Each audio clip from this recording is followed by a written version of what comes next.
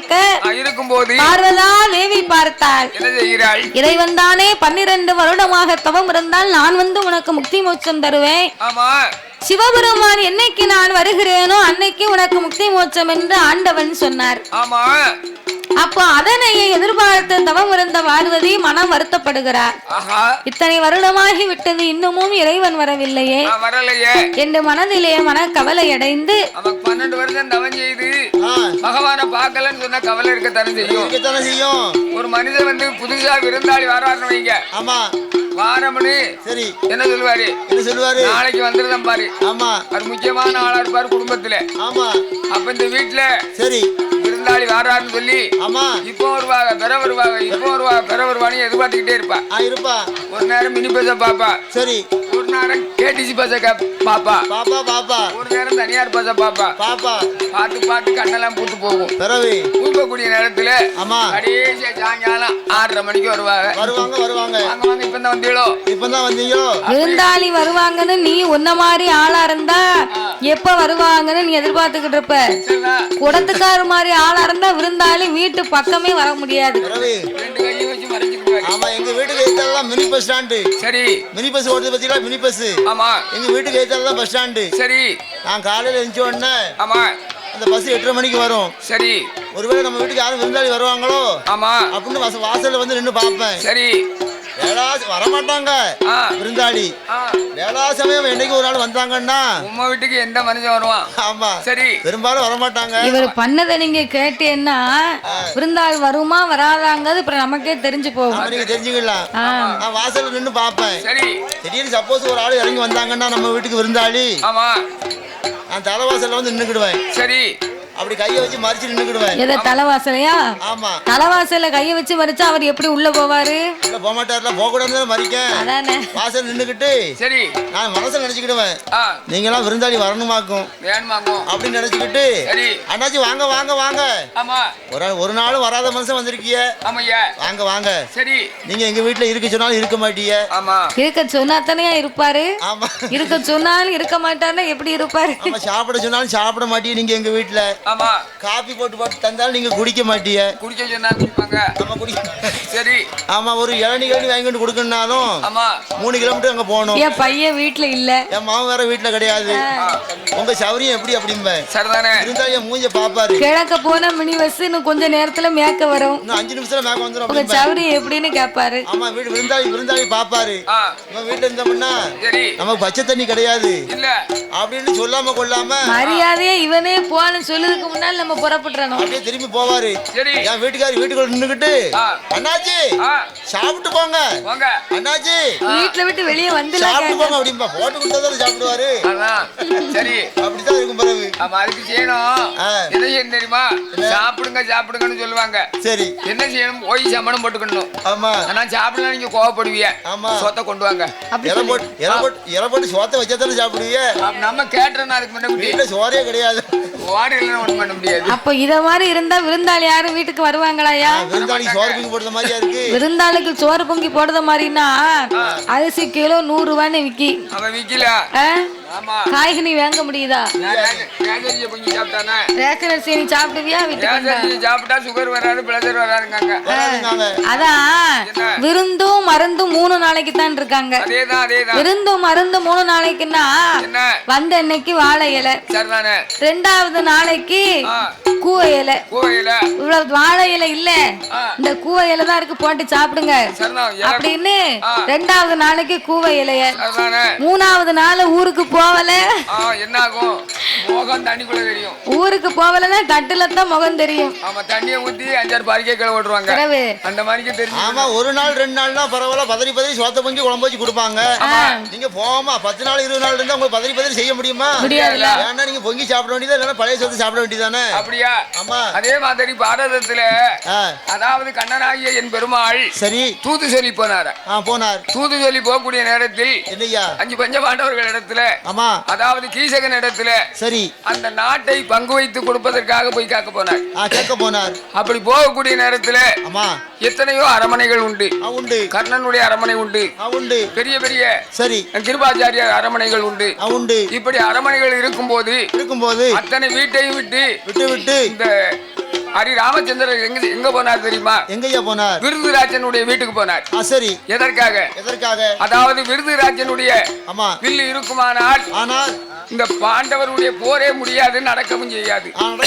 முதலாவது அந்த வில்லத்தான் ஜோலியை முடிக்கணும் அப்படின்னு சொல்லி சரி விருதுராஜனுடைய வீட்டுக்கு கண்ணபெருமான் போனார். கண்ணபெருமான் போன உடனே விருதுராஜனுக்கு நம்மளுடைய சாமியே நம்மளை நேர்முகமா பார்க்க வந்துட்டாரு அப்படின்னு இப்ப பாத்தீங்கன்னா விருந்தாளின்னு சொல்லி விருந்தாளி வரும்போது என்ன செய்யணும், ஏது செய்யணும், கை ஓடாது கால் ஓடாது. முக்கியமான ஆள் வந்துட்டா கால் ஓடாது கை ஓடாது. பாப்பா வீட்டுக்கு போனா நாமெல்லாம் போனோம்னா கை காலெல்லாம் பதறும்.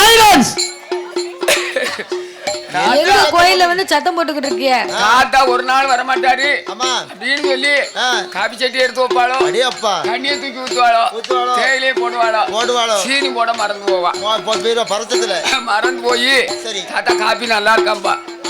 நான் என்ன சொல்லுவேன் தெரியுமா? என்ன சொல்லுவீங்க?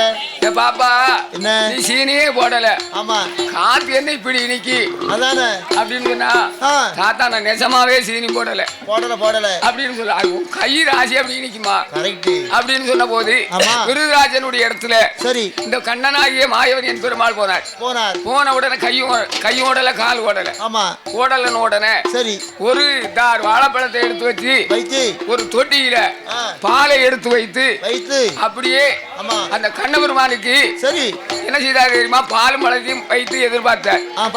அப்போது சரி கண்ணபெருமானுக்கு அந்த பழத்தை எல்லாம் உரித்து பழத்தை பூரா தொட்டிக்குள்ள பால் தொட்டிக்குள்ள போட்டாச்சு. தொலிய மந்திரம் கொடுத்தார். இந்த மாயவனாகிய கண்ணபெருமான் பழத்தை உரிச்சு தோலெல்லாம் பால் தொட்டியில போடாம பழத்தை பால் தொட்டியில போட்டுட்டு இந்த பழ தோலை உரிச்சு கண்ணனுக்கு கொடுத்தாரு. அப்ப விருந்தாள் வந்துட்டாங்கன்னு சொல்லி அவ்வளவு பதட்டம். அப்ப இந்த மாயவனாகிய கண்ணபெருமான் சரி யாப்பா பழத்தை உரிச்சு கீழே போட்டுட்டு பால் தொட்டிக்குள்ள போட்டுட்டு தொலிய மந்திரம் தாரன்னு சொல்லல.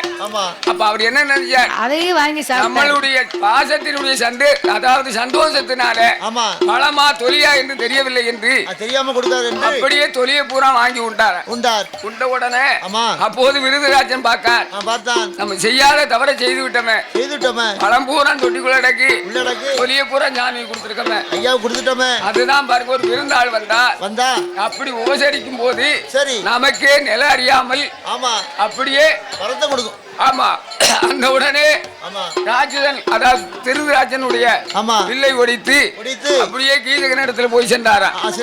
அதே மாதிரி அங்க என்னமா நடக்கு? அப்ப இந்த பார்வதா தேவி சிவபெருமான் வராததை கண்ட உடனே சரி 10 வருடமாச்சு 12 வருடமாச்சு பகவான் ஏன் இன்னும் வரவில்லை என்று சிவபெருமானை எதிர்பார்த்த பார்வதி அந்த ஆண்டவனையே எப்படி அழைக்கிறாள் தெரியுமா? ஆண்டவனே பகவானே சம்போ சங்கரா, ஆண்டவனே பகவானே சிவன் சம்போ சங்கரா, ஆதி சக்தி தவத்தை பாரு சங்கரா, இந்த ஆதி சக்தி தவத்தை பாரு சம்போ சங்கரா.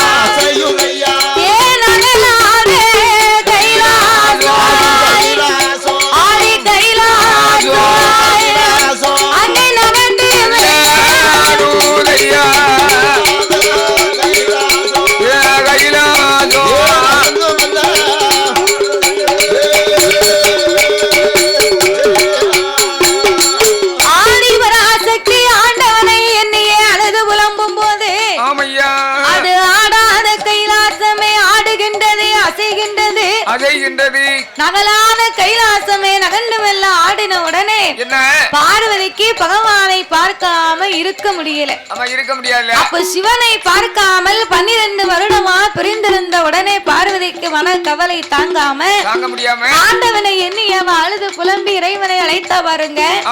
சிவபெருமான் பார்த்தார். என்ன செய்தார்? சிவபெருமானுக்கு அதுக்கு மேல பார்க்கலன்னு அவருக்கு வேற வருத்தம். ஆமா, ஏன்னா சக்தியும் சிவனும் எப்போதும் பிரிந்ததே கிடையாது. இரண்டு பேர்களுமே ஒற்றுமையாக இருப்பார்கள். எப்போதும் ஒற்றுமையாக ஒருவருக்கொருவராக அமர்ந்திருப்பார்கள். இப்படி சந்தோஷமா இருக்கும்போது ஒருவருக்கு ஒருவர் பிரிஞ்சு இருந்தா கவலைப்படுவாங்கல்ல, நம்ம மனைவியை காணுமே அப்படின்னு சொல்லி சிவபெருமானுக்கு பார்வதியை காணாமல் மனக்கவலையை தாங்க முடியவில்லை. கவலை தாங்க முடியல. அப்ப இந்த பார்வதியின் தவத்தினுடைய மகிமையினாலே சிவபெருமான் காஞ்சியிலே கம்பத்தவம் இருக்கும் பார்வதி இடத்திலே தோன்றி அந்த பார்வதிக்கு நாமல் காட்சி கொடுத்து அவளை கைலைக்கு அழைத்து வர வேணும் என்று ஆண்டவன் சிவபெருமான் அவர் கைலாசன் அல்ல மலை கடந்து அந்த பார்வதியை காண வேண்டிய அவர் காஞ்சிக்கு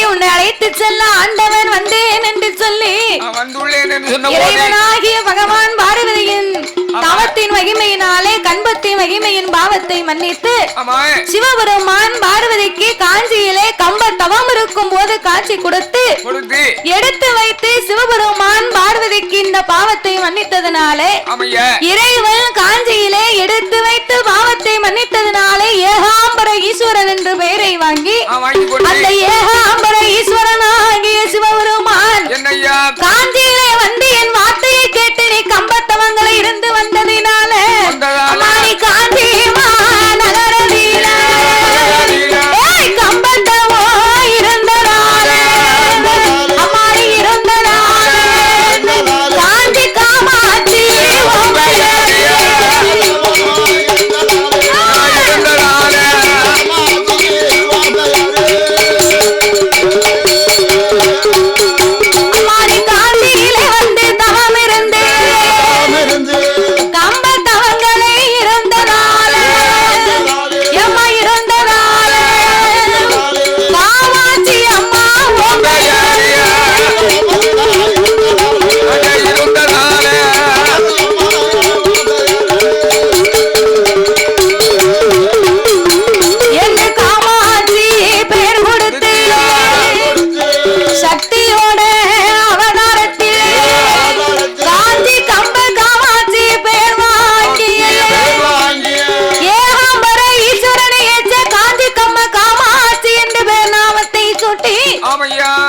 அம்மா வந்து சக்தியினுடைய அவதாரத்திலே காஞ்சியிலே கண்பத்தி மகிமையின் செய்த பாவத்தை தீர்க்கத்தான் கம்பத்தவம் இருந்தாள்.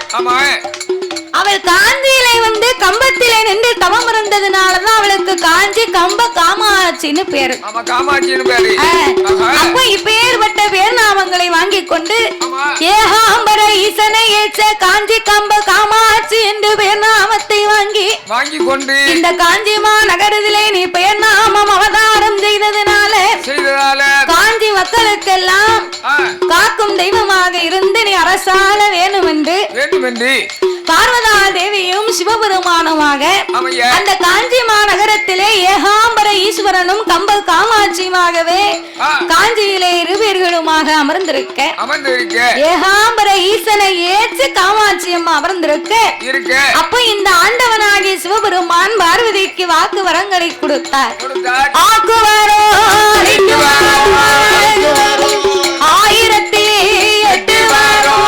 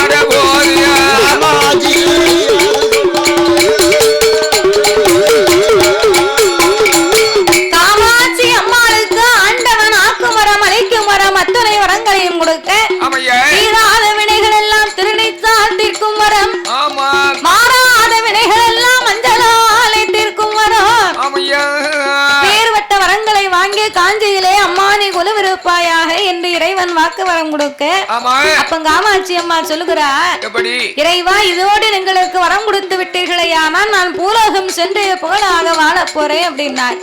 அப்பதான் இறைவன் சொன்னார், அம்மா காமாட்சி அம்மா இதோடு உன் அவதாரங்கள் முடியவில்லையடி, இந்த அவதாரத்திலே நீ எனக்கு ஒரு உபகாரம் செய்ய வேண்டி இருக்கிறது. உபகாரம் செய்ய வேண்டுமானா நான் என்ன உனக்கு அப்படி ஒரு உபகாரம் செய்ய வேண்டும். அம்மா நீ உபகாரம் செய்ய வேண்டும் என்று சொன்னார். காஞ்சியிலே கம்ப காமாட்சியாக அவதரித்த நீ மச்சரிசி வனத்தில் வாழ்ந்து வரக்கூடிய மகுடாசுரனை வதை முடிப்பது உன்னுடைய பொறுப்பு தாண்டாயே. அவனை பெண்ணை தவிர வேறு ஏதாலும் அழிக்க முடியாது. பெண்ணால் அழிவு என்பது அவனுக்கு பிரம்மனுடைய விதி. அதனால அவனை அழிப்பணும்னு சொன்னால் அம்மா காமாட்சியே நீ இருந்தா தான் எனக்கு முடியும் அப்படின்னு ஏகாம்பர ஈஸ்வரர் சொன்ன போது அப்போ இந்த காமாட்சி அம்மா பார்த்தா, எப்படி ஆண்டவா மகுடாசுரனை வதை முடிக்கும் வரைக்கும் நான் காமாட்சியாக அமர்ந்திருக்க வேண்டும் என்று சொன்னால் நான் இப்படியே அமர்ந்திருக்கணுமானா அது வரைக்கும் நான் எங்கே தங்கி இருப்பேன்? தாயே காமாட்சி அம்மா அப்படி மகுடாசுரனை வதை முடிக்கும் வரைக்கும் நீ எங்கே தங்கி இருக்க வேண்டும் என்று நீ எந்த கவலையும் பட வேண்டாம். அப்படின்னா நீங்க எனக்கு என்ன தர போறீங்க? நீ அட்டகாளியர்கள் 8 பேர்களோடு அமர்ந்திருக்கும்படியாக தாயே நீ காமாட்சி அம்மா முப்புறத்து கோட்டையிலே சென்று அம்மா நீ கோட்டை கட்டி குழுவிருக்கலாம் அம்மா அப்படி ஆண்டவன் சொல்ல ஆட்டு வண்டி சம்மதித்து என் கம்ப காமாட்சி அம்மா அப்படியே எனக்கு கோட்டை போடு மரங்களோடு இன்னும் எப்பேற்பட்ட மரங்கள் வேண்டும் தெரியுமா? மகுடனை வதை முடிக்க வரைக்கு நான் கோட்டையிலே குழுவிருக்க 103 இங்க வேணும், 103 இங்க வேணும், 103 லிங்கத்துக்கு நாங்கள் எடுத்து பூஜை செய்ய தோட்டம் வேணும், குளித்து வெள்ள நீராடு, குளித்து வெள்ள நீராடு, ஒரு தெப்ப குளம் எனக்கு வேணும், ஆடி வர ஆலமரம்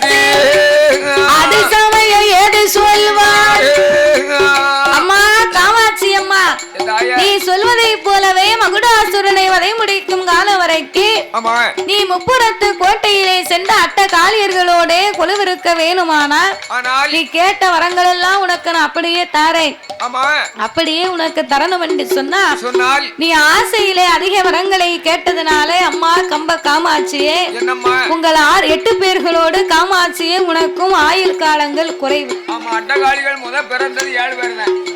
அக்கினியில் குதித்ததுனால 8 பேர் அவதாரம் செய்தார். அதே மாதிரி மதியம் நடந்த கதை வந்து அம்பிகைமார்கள் சரி 8 பேர்கள் கதைகள் நடந்தது. அதுல அம்பிகையாக காமாட்சி அம்மா இன்னைக்கு இப்பதான் போறா 7வது சரி தங்கைமார்களோடு 8வது அக்காளாக போறா.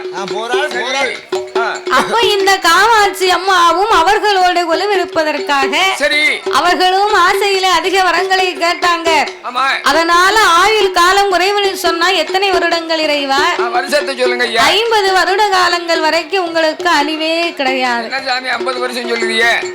51 வருடத்துக்கு பிறகு நீங்க இருக்கலாம். என்ன செய்யணும்? அப்படி இருக்கணும்னு சொன்னா 51 வருடங்கள் பிறக்கும் போது உங்களுக்கு ஆணவங்கள் அகம்பாதங்கள் இருக்கக்கூடாது. ஆணவங்களும் அகம்பாதமும் இருக்காம இருந்தா மட்டும்தான் அதற்கு அடுத்தாலையும் நீங்க அரசாட்சி செய்து வர முடியும். ஆமா நீங்க பழையபடி நீதியோடு இருந்தீர்களானா உங்களுக்கு வந்து அழிவு கிடைக்காது. ஆமா கிடைக்காது. இடையில ஏதாவது இடகுறு பண்ணியேன்னு வைங்க உங்களுக்கு அழிவு வரத்தான் செய்யும். உண்டு சீட்டை கிழிக்கப்படும். சீட்டை கிழிச்சிருவாங்க கிழிக்கத்தான் நிக்கா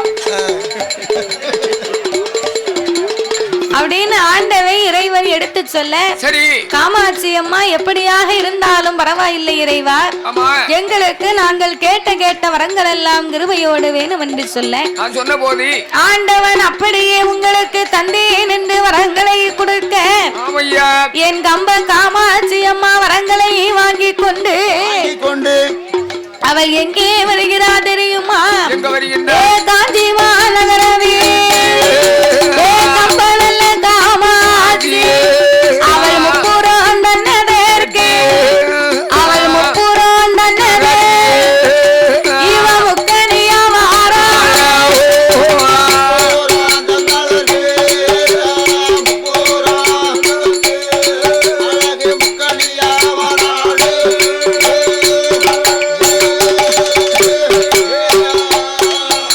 அவள் முப்புறத்தில் வந்தல்ல காமாட்சி அம்பி காளியர்கள் 8 மாரியம்மா காளியம்மா தாயான வடக்குட்டி வடகாசி நாகம்மா அட்டகாளி 8 பேர் காமாட்சி அம்பிகை 8 பேரும் ஒன்று கூடி காளியர்களோடு காமாட்சி அம்மா வந்திணைந்து முப்புறத்தே கோட்டை கட்டி நாமல் கொலுவிருக்கணுமானால் நம்ம கோட்டைக்குள்ள ஆண் வரக்கூடாது. ஆண் வாடையே நமக்கு அடிக்க கூடாது. ஆண் வாடையே அடிக்க கூடாதபடிக்கு அப்பேர் விட்ட பெரிய கோட்டையை நம்ம போடணும். ஆண் வாடை அடிக்க கூடாதுன்னா கிழக்கு இருந்து காத்து வருது பனி வாடை. ஆமா எங்க வாடை வரத்தானே செய்யும். ஆம்பளை கண்டா எங்களுக்கு அலர்ஜி. ஆம்பளை கண்டா பிடிக்காதோ? ஆமா அதனால எங்க வீட்டு கீழே வீட்டுல ஒரு அழகான பொண்ணு சரி அந்த பொண்ணுக்கு 25 வயசு இருக்கட்டும். நான் சொல்லுத கதையை நல்லா கரெக்டா கேளுங்க. பேசாதங்க. அவ பேசுதவன்னா அவளுக்குள்ளே மீட்டிங் நடக்கு பாத்துக்கோ. நடக்கு வில்லு என்னைக்கும் பார்த்த வில்லு தானே அப்படின்னு நினைக்காம அவ மீட்டிங்னா இந்த சேலை எங்க எடுத்த ஆமா எந்த கடையில எடுத்த எவ்வளவு ரூபாய்க்கு எடுத்த இது புது சேலையா இல்ல பொங்கலுக்கு எடுத்த சேலையா கெட்டி கொடுத்தே உன் பிள்ளை நல்லா இருக்காளா சும்மா இருக்காளா சோமா இருக்காளா இந்த விசாரணை நடக்கு. அப்படி பேச்சு நடக்கு. வேற ஒண்ணும் இல்ல. ஆமா எங்க வீட்டு கிட்ட 25 வயசு நல்ல அழகான ஒரு பொண்ணு சரி அந்த பொண்ணுகிட்ட என்னன்னா எனக்கு ஆம்பளை கண்டா பிடிக்க மாட்டேக்கு சரி எனக்கு கல்யாணமே வேண்டான்னுச்சு. சரிதானே கிட்டத்தட்ட ஒரு 40 மாப்பிள்ளை கிட்ட வந்து பார்த்தாங்க. சரிதான். ஏன்னா பெண்ணு அழகான பெண்ணு பாத்தீங்களா மாறி மாப்பிள்ளை வீட்டுக்காரங்க வராங்கல்ல அந்த பொண்ணுக்கு ஆம்பளை கண்டா பிடிக்க மாட்டேக்கு. சரியா போச்சு. எனக்கு வேண்டாம் கல்யாணம் வேண்டாம் சரி பார்த்தாங்க. வீட்டுக்கா தாய் தாப்புன்னு பார்த்தாங்க. பிள்ளைன்னு பெத்தோம்னா வளர்த்த ஆளாக்கி ஒருத்தன் கையில பிடிச்சு கொடுத்தா தானே அப்பதான் நம்ம பெத்தவங்களுக்கு பாரம் குறையும் அப்படின்னு பெத்தவங்க தாய் தாப்பன்னு நினைச்சாங்க. சரி, இன்னும் பிள்ளைகிட்ட மாப்பிள்ளை கொண்டு காமிக்க கூடாது. உங்க பாரத்தை குறைக்கவா நாங்க பிறந்திருக்கோம்? ஆமா, நீங்க பிறந்தனைக்கு எங்களுக்கு இடைஞ்சல் தானே. உங்களுக்கு கரை சேர்க்கிறது வரைக்கும் நாங்க அடி வயித்துல நெருப்பு கட்டிக்கிட்டு இருக்கோம். அப்ப பேசாம நீ கல்யாணம் முடிக்காம இருக்க வேண்டியதானே? விவரம் தெரிஞ்சா கல்யாணம் முடிக்காம இருந்திருப்போம். இப்போ ஒண்ணும் இல்ல, ஆட்சி என்கிட்ட சொல்லு, உனக்கும் ஆட்சிக்கும் டிவோர்ஸ்க்கு நான் ரெடி பண்ணுதேன். இனிமே அவளை டைவர்ஸ் பண்ண முடியாது. ஏன்? அவ பெர்மனன்ட் ஆயிட்டா. போ,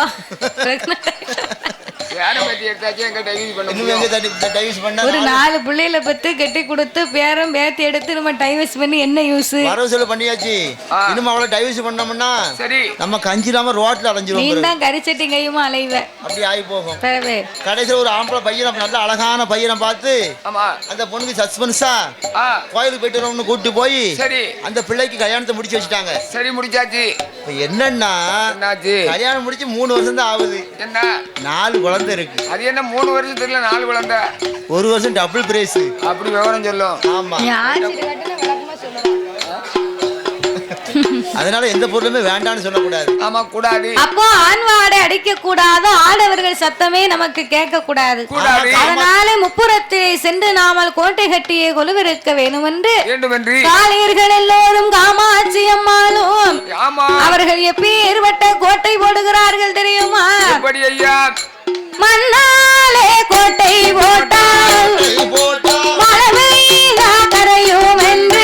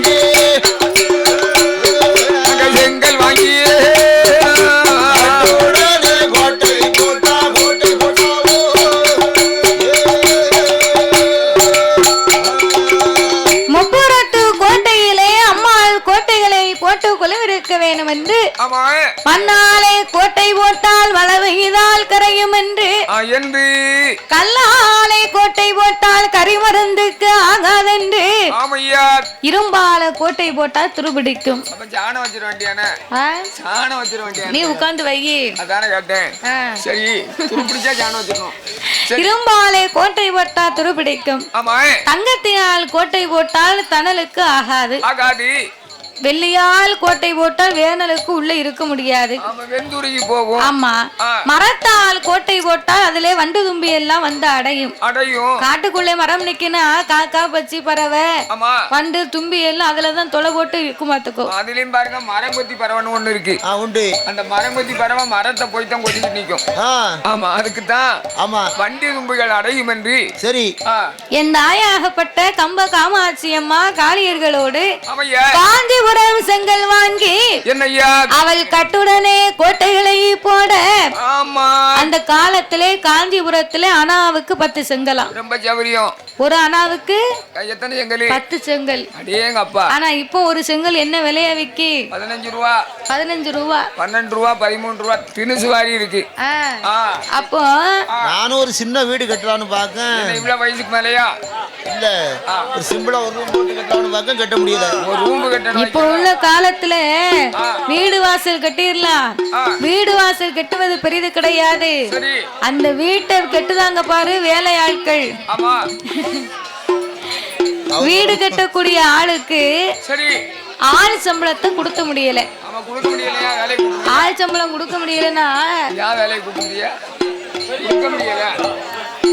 சம்பளம் கொடுக்கத்தான் ஆகணும். வேலைக்கு கூப்பிட்டா சம்பளம் கொடுக்கணும்ல. ஆமா, அதனால சம்பளம் அதிகமாச்சு கஷ்டப்படுவோம். உண்மைதானே. துட்டு வந்து சங்கடமா தான் இருக்கும். ஐயா, நம்ம வீட்டு கட்டுறதுக்கு பொருள் கூட வாங்கி வீடு கட்டிடலாம். நம்மளுக்கு ஆள் சம்பளம் ஒரு ஆளுக்கு இன்னைக்கு 1000 ரூபாய் சம்பளம். அவளுக்கு டீ காபி பெட்ரோல் சார்ஜ் எல்லாமே கொடுக்க வேண்டி இருக்கு. அப்ப இருக்க விலைவாசி ஏறுது. அப்ப இந்த வீடு கட்டுற பொருளை விட சம்பளம் ஏறும் போது நமக்கு சங்கடமா தானே இருக்கும். சங்கடம் இருக்கத்தான் செய்யும். அதான் சொல்லிக்கிட்டு இருக்கேன். சங்கடப்படும் போது வீட்டுக்குள்ள நல்ல குழு குழு குழு குழுன்னு ஏசிய மாட்டி வீட்டுக்குள்ள இருக்கும் போது மாத்திரம் சந்தோஷம் இருக்கு. அப்ப எப்படி இருக்கும்? சம்பளம் கொடுக்க சங்கடமா இருக்கு. சரி, அது மட்டும் இல்ல, 10 நாள் கையாள் கிடைக்க மாட்டேங்குது. கையாள் கிடைக்கலன்னா சரி அண்ணாச்சி ஒரு சின்ன வீடு கட்டணும், நீங்க வந்துடலாமான்னு கொத்த நேரம் பார்த்து கேட்டோம்னா சரி அவரு நான் எனக்கு இன்னைக்கு அங்க வேலை இருக்கு நாளைக்கு அங்க வேலை இருக்குங்காரு. ஆமா, மொத்தமா கொடுத்தீங்கன்னா கான்ட்ராக்டான கட்டிடுவோம் அப்படிங்காரு.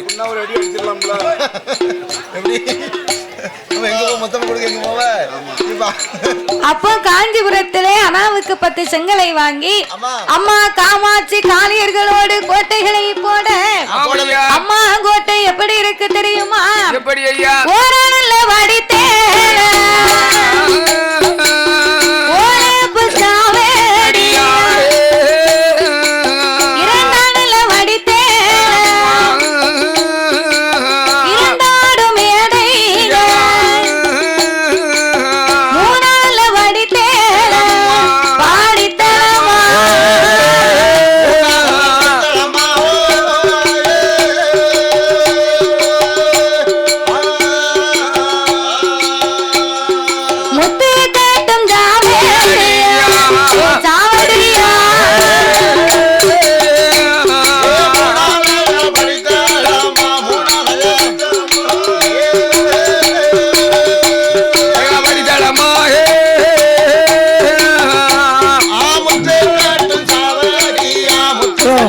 பந்தல் மாடசாமி உடனே காமாட்சி கோயிலுக்கு வரும். பந்தல் மாடசாமி எங்க இருந்தாலும் உடைய காமாட்சி கோயிலுக்கு வரும்.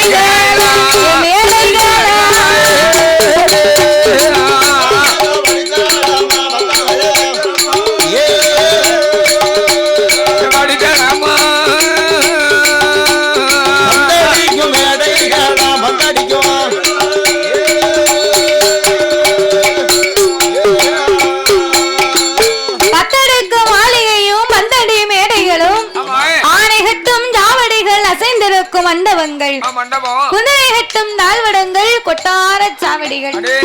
அதாவது மண்டபங்கள் மடப்பொலிகள். மடப்பொலி எதுக்கு? மடப்பள்ளி அப்படியே நடந்து போனா போய் தங்கி இருந்த கிடத்தான். மடப்பள்ளினா என்னன்னு விவரம் தெரியும்? என்ன மடப்பள்ளின்னு சொன்னா சமையலறையா? மடப்பள்ளி எதுக்கு வச்சிருக்காங்க? அம்மாளுக்கு பொங்கி தட்ட. பொங்கி தட்ட. இந்த விவரம் தெரியாம தான் நம்ம இருந்திருக்கோம். மடப்பள்ளி. சரி. அப்ப இப்படியாகவே அம்மா பத்தடுக்கும் மாளிகைகளை அமைத்து அந்த பத்தடுக்கும் மாளிகையிலே அவள் எப்படி கொலைவிருந்து வருகின்றால் தெரியுமா? அவன் முப்புறத்து கோட்டையிலே முப்புறத்து கோட்டையிலே 7 சுத்து கோட்டை போல் 7 செய்து வை 10 சுத்து கோட்டை போல் 10 சுத்து பசுந்தலையை செய்து வை.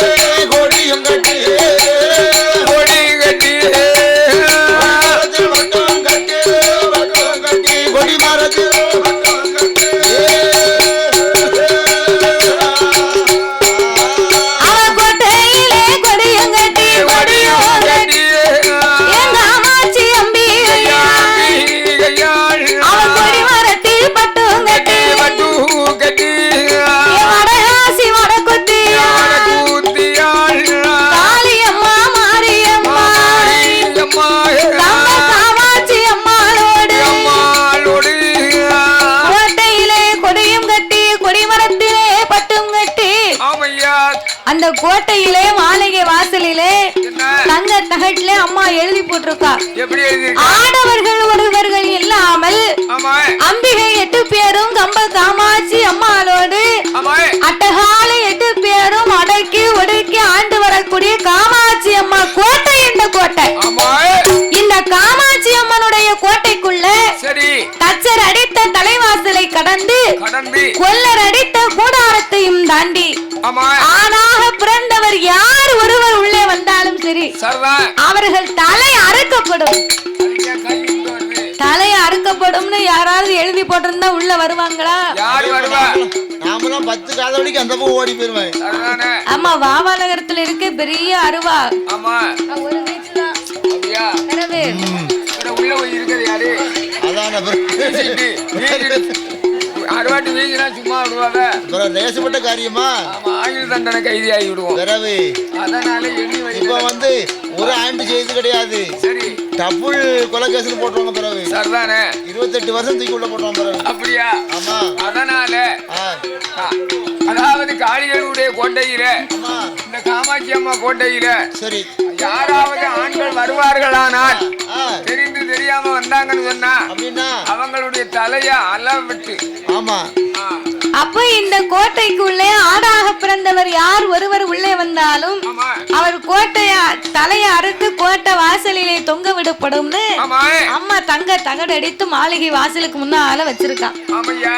அப்ப இப்படி மாளிகை வாசலுக்கு முன்னாலே அந்த கோட்டைக்குள்ளே கொடிமரத்தை நாட்டி கொடிமரத்திலே பட்டையும் கட்டி அம்மா பட்டு பறக்கு. அதாவது ஒவ்வொரு தெய்வத்துக்குமே ஒவ்வொரு கொடி பறக்கும். ஆமா, ஒரு கொடி பறக்கும். அதாவது ஒரு கட்சிக்கு என்னென்ன கொடி பறக்கும், ஆமா, அதே மாதிரி சாமிக்கு கொடிகள் உண்டு. உண்டு. இப்ப அம்மாளுடைய ஆலயம் இருக்குமானால் என்ன கொடி பறக்கும்? அம்மாளுடைய ஆலயத்தில் என்ன கொடி? சிங்க கொடி பறக்கும். சிங்க கொடி பறக்கும். பறக்கும். அதே மாதிரி சிவனுடைய ஆலயத்தில் இருக்குமானால் என்ன கொடி பறக்கும்? அங்க என்ன கொடி பறக்கும்? ரிஷப கொடி பறக்கும். ரிஷப கொடி பறக்கும். ரிஷபம்னா என்ன? காளை கொடி. அதே மாதிரி சரி முருகனுடைய ஆலயத்தில் கொடி பறக்குமானால் சேவல் கொடி பறக்கும். ஆமா, பறக்கும். பறக்கும். இப்படி ஒவ்வொரு ஆலயத்திலும் ஒவ்வொரு கொடிகள் பறக்கும். அதாவது பெருமாளுடைய கோவிலில ஆமா திருவிழா நடக்குன்னு சொன்னா சேர்ல என்ன கொடி பறக்கும்? அங்க என்ன கொடி பறக்கும்? அனுமனுடைய கொடி பறக்கும். ஓ, அனுமன் கொடி பறக்கும். ஆமா, சரிதான். அப்படி ஒரு தெய்வங்களுக்கும் ஒரு சின்னங்கள் உண்டு. உண்டு. அதே மாதிரி அப்ப இந்த ஆயாகப்பட்ட கம்ப காமாட்சி அம்மா, வடகாசி வடகுத்தி காளியம்மா, சந்தனமாரி, அம்பிகையா, முத்துமாரி, இவர் அட்டகாளியர்கள் 8 பேருமே தன்னுடைய கோட்டையிலே சிங்க கொடிகளை பட்டுகளை பறக்க விட்டு காளியர்கள் 8 பேரும் இறைவன் கொடுத்த வரத்தாலே முப்புறத்திலே கோட்டைகளை அமைத்தார்கள். சிவன் கொடுத்த வரத்தாலே கோட்டையை போட்டு நம்ம கொலுவிருப்பதற்கு இறைவன் கொடுத்தாரே 103 லிங்கம். அவன் 103 லிங்கத்தை ஏன் வாங்கிட்டு வந்தார்? எதுக்கு? சிவனை மறக்காமல் ஆண்டவனை நினைத்து வணங்குவதற்காகத்தான் இந்த சிவலிங்கத்தை வாங்கி வந்தார்கள். அப்ப இறைவனை மறக்காமலே இந்த சிவலிங்கத்தை வைத்து பூஜைகளை செய்ய வேண்டும் என்று ஆதிலிங்கம், சோதிலிங்கம், மரணாருடைய ஆத்மலிங்கம், அது போக மீதமுள்ள 100 லிங்கம், பாடாலிங்கம், படுகைலிங்கம், முத்தாலிங்கம், சொக்கலிங்கம்,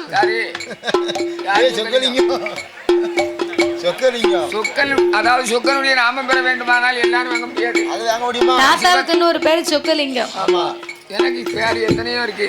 கணேசே, முத்தையா, சொக்கலிங்கம். முத்தையா, சொக்கலிங்கம். நீங்களா வச்சுக்கிட்டது சொக்கலிங்கம். வீட்டுல வச்சது முத்தையா, எல்லாரும் கூப்பிடுறது கணேசா, நாங்க வச்ச பேரு சொக்கலிங்கம். சொக்கலிங்கம் அது குறைஞ்ச பேர் இல்ல, அது சிவனுடைய நாமம் தான், பெரிய பேரு தான். அப்படி இருப்பதனால சரி இப்படி 103 லிங்கத்தை வைத்து என்ன செய்கிறார்கள்? 103 லிங்கத்தை பிடித்து வைத்து சிவனுக்கு அல்லும் பகலும் சிவனார் பூஜைகளை செய்ய வேண்டும் என்று அவள் எப்படி சிவலிங்கத்தை பிடித்து வருகிறாள் தெரியுமா? எப்படி?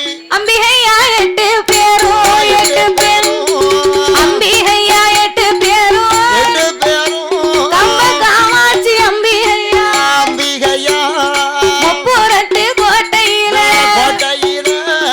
சிவலிங்கத்தை பிடிக்க வேணும், நாமல் பிடிக்க வேணும், ஆதி சிவன் பூஜை செய்ய வேணும்.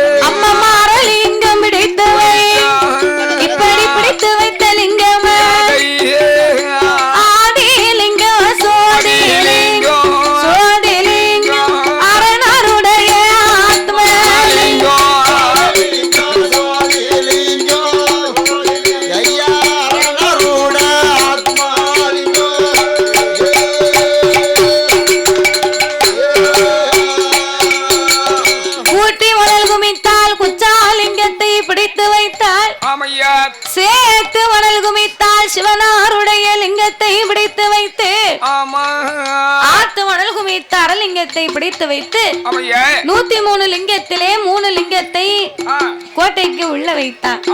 எதையெல்லாம்? ஆதிலிங்கம், சோதிலிங்கத்தை அரணாருடைய ஆத்மலிங்கம் கோட்டைக்கு உள்ள வைத்தார். மீதமுள்ள 100 லிங்கத்தை கோட்டையை சுற்றி பாதுகாப்பாகவே வைத்திருந்தார். அப்ப இப்படி சிவலிங்கத்தை பிடித்து வைத்த என் தாயாகப்பட்ட காமாட்சி அம்மா, வடகுத்தி வடகாசி அம்மா, சிவனால் கொடுத்த வரத்தாலே ஆண்டவனை நினைத்து நாம இறைவனுக்காகவே சிவலிங்கத்தை பிடித்து வைத்தோம். இனிமே என்ன வேலை? பிடித்து வைத்த லிங்கத்திற்கு பொழுதும் தவறாம காலையிலையும் மாலையிலையும் இறைவனுக்காகவே நாமல் அனுதினமும் 6 கால பூஜைகளை செய்ய வேண்டும். வெள்ளண்ணா இங்க இருந்தாலும் உடனடியாக கோயிலுக்கு வர வேண்டும்.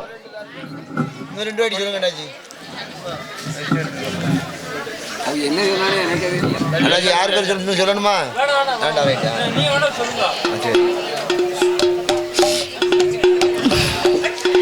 சிவலிங்கத்தை பிடித்து வைத்து என் காளியர்கள் 8 பேர்களும் ஆண்டவனுக்காகவே பூஜைகளை செய்ய வேண்டும் என்று அவள் தெப்ப குளத்திலே வந்தாள். குளித்து நீராடி கோலவண்ண பட்டகளை உடுத்தி நீராடி நேமம் செய்து நேர்மையோடு சிவனுக்கு நாமல் பூஜை செய்ய வேண்டும் என்று அவள் எப்படி வருகிறாள் தெரியுமா? அவள் பூங்காவன தோட்டத்துக்கு கொடியா வாராள், பூப்பறிக்க வேணும்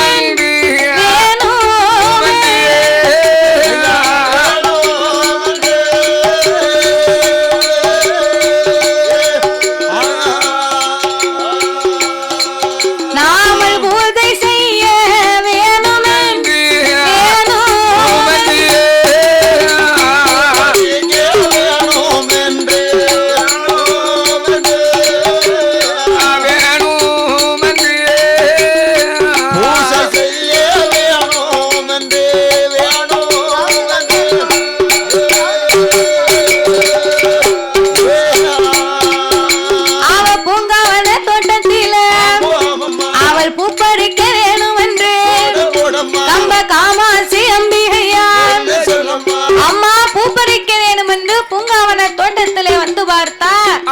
பூங்காவனத்திலே பலவிதமாகப்பட்ட புஷ்பங்கள் நிறைந்திருக்கிறது.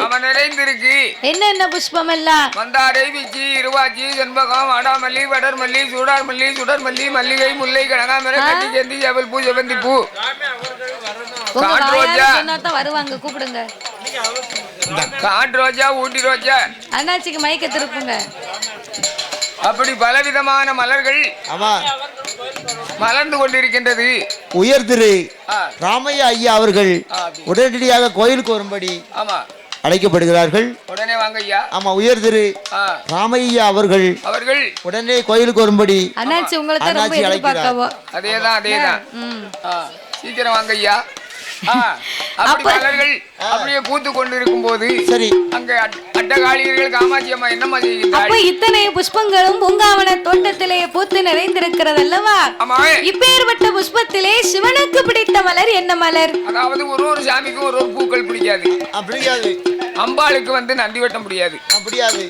நந்தியார் வட்டம் பிடிக்காதுன்னு சொல்லுதாங்க. ஆனா இப்ப அதை வச்சுதான் மாலையே போடுதாங்க. பூ அதுதான் சௌரியமா இருக்கு. எனக்கு நம்பியார பிடிக்காது. நம்பியாரையா? ஆமா, நந்தியார் வட்டம். நான் நந்தி வட்டம்ங்க, நீ நம்பியார் கூட ஓயாம சண்டைக்கு வருவார் அவரு. பிள்ளையாருக்கு துளசி ஆவாது. அருகு போடலாம். ஆமா, பெருமாளுக்கு அருகு ஆவாது. துளசி போடலாம். சிவனுக்கு அதாவது தாளம்பூ ஆகாது.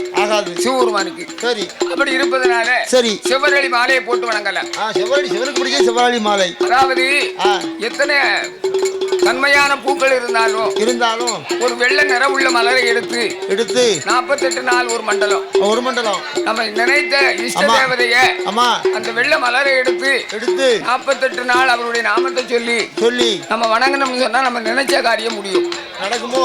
ஆமா, அறிவு பிறக்கும். சரி, அதே மாதிரி ஆமா மஞ்சள் நிறம் உள்ள சரி மலரை எடுத்து ஒரு நம்ம இஷ்ட தேவதைக்கு போட்டு வணங்கினால் ஞானம் பிறக்கும். ஞானம் பிறக்கும். அறிவு வேற ஞானம் வேற. ஆமா, நீ ஓயாம வணங்கும். நான் வணங்க போய் தானே அறிவு இருக்கு. அப்படி இருப்பதனால ஆமா சிவமாலை அதாவது சிவரளி மாலை எடுத்து இந்த அம்பாளுக்கு போட்டு வணங்கணும்னு சொன்னா அப்படின்னா சத்துரு தொலைவான்.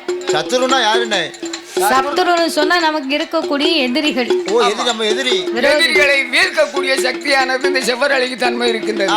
உண்டு. அதே மாதிரி சரி அத்தனை மலர்களையும் விட்டு ஆமா அந்த செவ்வரளி மலரை படித்து நம்ம ஏதாவது நேரம் சரியில்லை ஒரே பிரச்சனையா இருக்கு போய் சோசியம் பார்ப்போம் அப்படின்னு சொல்லி சோசியம் பார்க்க போனா சோசியக்கார் சொல்லுவார், எப்படி எப்பா உனக்கு ஏழ்ற பிடிக்கல, உன் குடும்பத்தை சுத்தி ரொம்ப எதிரியா இருக்கிறாங்க, அதனால உன்னுடைய குலதெய்வத்துக்கு நல்ல சிவரளி மலரை கொண்டு போய் போட்டு பூஜை பண்ணிட்டு வாங்க. அந்த சிவரளி மலரை போட்டு வணங்கினா உங்களுக்கு இருக்கக்கூடிய எதிரிகள் தொலைந்து போவார்கள் அப்படிம்பார்.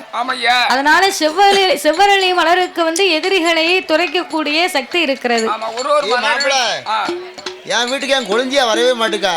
அவன் என் வீட்டுக்காருக்கு என் குழந்தையாளுக்கு அடிக்கடி சண்டை வருது. சரி சண்டை வராம இருக்க ஏதாவது மலர் உண்டா? இருக்கா? இல்ல. என்ன உலகத்திலே ஒரு உயர்வான பூ இருக்கு. என்ன பூவு? அந்த பூவை நீ எடுத்துக்கொண்டு போய் சரி குழந்தையாட்ட கொடுக்கணும். அந்த பூ எந்த கோவிலுக்கு ஆகாது, எங்கேயும் சூட முடியாது. அது என்ன பூவு? அதான் பீனாரி பூ. என்ன மனுஷன் இருக்கியா? அவர் குழந்தையால சேர்த்து வைக்கணும்காரு, நீ பூவை கொடுத்து பிரிச்சு வச்சிருவங்களுக்கு குடும்பத்தினா அப்புறம் அவர் பண்ணுறது அதானே. வணக்கம் வணக்கல கொண்டு கொடுத்தா வாங்குவா. சரி நீர் சொல்றத கொண்டு கொடுத்தா நல்லதுக்குன்னு அவர் சொல்லுவாரு. பொடியா தான் இருக்கும், உருவி பார்த்துட்டு அதான உனக்கு அறிவு இல்லைங்க. உலகத்துல இருக்கதான் சொல்ல முடியும். அது ராய்க்கப்படாது, அதை விடுங்க. யாராரு கண்டு நீ இருக்கக்கூடிய பூவை சொல்லியான்னு சொன்னா போய் எடுத்துட்டு வரணும்ல. ஆமா இருக்கா இல்லையா? உண்மைதான். சரி கொடுப்போம். அந்த பூவை கொண்டு போய் கொடும். என் ஜவலப்பாடி வெளிநாடு போட்டும். போட்டுமா? ஆமா அவரு போட்டுங்க. அவருக்கு கொண்டு கொடுக்க முடியும். ஒரு முளம் கயிறு கிடைக்கல உனக்கு, இந்த வரத்து வார நீ. சரி அப்போ இந்த ஆயாகப்பட்ட கம்ப காவாட்சி அம்மா இப்படியாகவே பூங்காவன தோட்டத்தில் பூ மலர்களை பறித்து நாமல் பூஜைகளை செய்ய வேணும் என்று கையால மலர் எடுத்தால் நாம் பழகி போகுவேன், விரலால மலரடு வெம்பி விடும் என்று சொல். நகத்தால மலரெடுத்தால் அதில் நரம்பு சத்து போகுவேன்,